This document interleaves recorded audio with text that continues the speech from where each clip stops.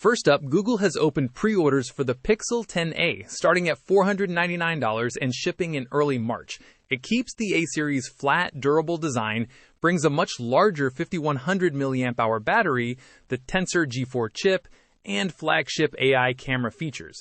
But reviewers say it feels incremental. Right. It's clearly positioned as a value play. Excellent battery life claims, a bright 6.3-inch actual OLED, IP68, Gorilla Glass 7i, and AI camera tricks that used to be pixel only. Google kept RAM at 8 GB and storage tiers at 128 or 256 GB to preserve price competitiveness. So the obvious question, why stick with Tensor G4 instead of the newer G5 from the Pixel 10? Is that a compromise buyers should worry about? It's a conscious trade-off. G4 still enables Google's AI photo features and safety tools like Satellite SOS, and it keeps the cost down. For most users, the experience will be solid. Performance won't match flagship chips, but that's expected at this price point. Any deal breakers? If you want top-tier speed or the absolute newest silicon, look higher. But for battery, durability, and Pixel AI on a budget, this is a very sensible refresh. Pre-orders even include promotions in some markets, so timing can matter.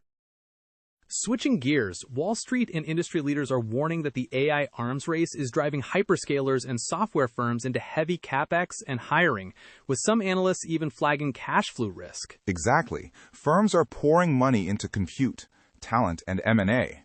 Evercore and others warned that runaway capex could push cloud leaders toward cash flow negativity, while Bank of America bluntly said capex is too hot right now.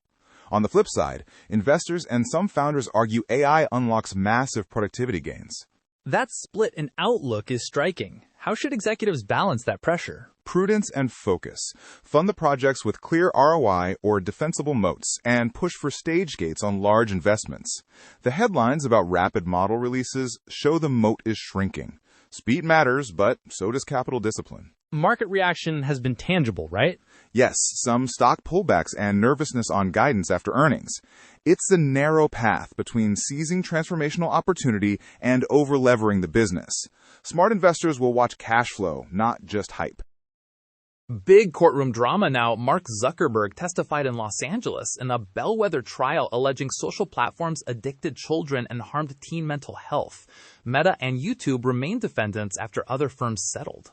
The trial is potentially precedent-setting. It could affect thousands of related cases and push regulators to rethink platform responsibilities.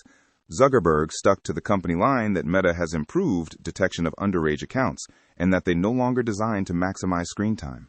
The optics were intense, security, even a scolding over people wearing AI-enabled glasses in court. How much could this change product design across the industry? If the jury finds for plaintiffs, companies may need to redesign defaults, restrict certain features for minors, or face sizable damages.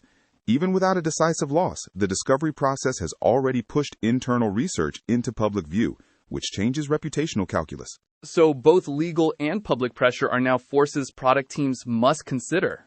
Absolutely. Product, policy, and PR are tightly coupled here.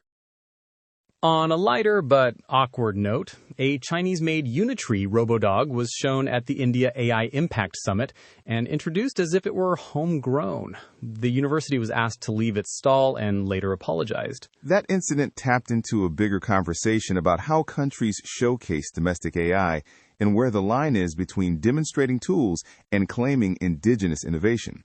The professor said her remarks were miscommunicated, and the university said the robot was a recently acquired teaching tool. Beyond the embarrassment, are there real consequences for research credibility or the summit itself? Yes.